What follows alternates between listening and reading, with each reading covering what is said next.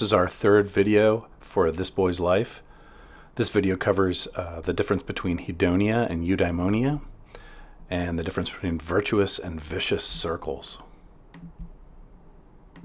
So another distinction that again is related to the others, and some of us have introduced this in our classes before, and some of the boys are already familiar with this, but the distinction between Hedonia and Eudaimonia.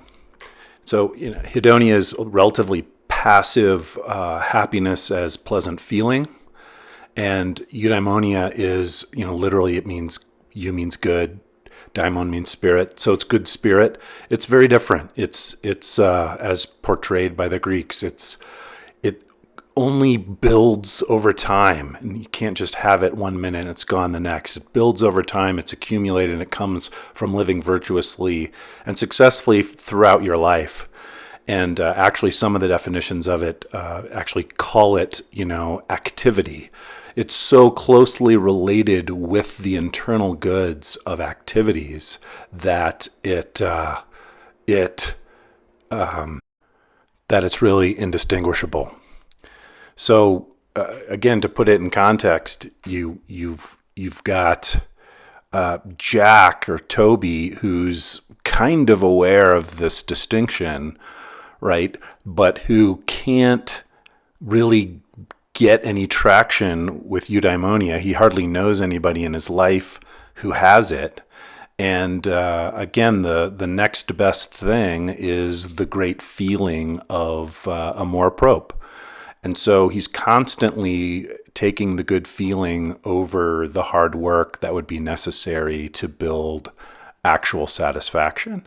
And so, some of our boys are right there in the heart of that problem too. So some more concepts to introduce, just the difference between a vicious circle and a virtuous circle. And a vicious circle as something that gets a momentum that keeps the momentum going negatively, versus something that has a positive momentum that keeps the positive momentum going. And in this case, if you lack competence, relatedness, and autonomy, it makes it so hard to get them. And if you already have them, it makes it so much easier to get them. And so to try to get the boys feeling empathetic and compassionate for Jack, like to really show what it's like for somebody who doesn't have this great start in competence, relatedness, and autonomy, scratch and claw, and all the mistakes that become almost inevitable when you don't have those. And again, to try to get the boys to feel like, wow, I'm incredibly blessed that I have these and that I have the beginnings of these, and to, try to look around and go, wow, I have some classmates and there's some kids at school who don't have these as much as I do, and I could actually help them to develop them. That would be a wonderful outcome. And I didn't know there's so many quotations where Jack sort of admits to this huge gap between others and himself.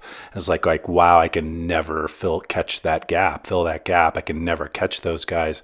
I thought the Mouseketeers, one was interesting, where you had these, he and his friends are watching, and usually they make fun of this kind of stuff. But the Mouseketeer people are so incredibly competent, related, and autonomous that they're mesmerizing to the guys, and Jack and his quote unquote friends, and the Mouseketeers have so much momentum in competence, relatedness, and autonomy that it just sort of grows naturally as they go about their day, and Jack and his friends don't.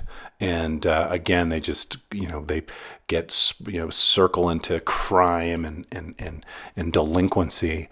And to try to get the boys to see that these trends are real, and to not just judge people so brutally that they're lazy or they should have just, everybody has an equal opportunity just to act. It's kind of true, but it's really, really also kind of not true.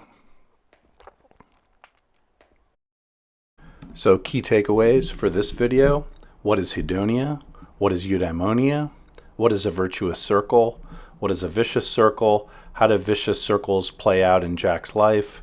Why does Jack keep choosing to pursue Hedonia when he seems to understand intellectually what eudaimonia is and why it's better?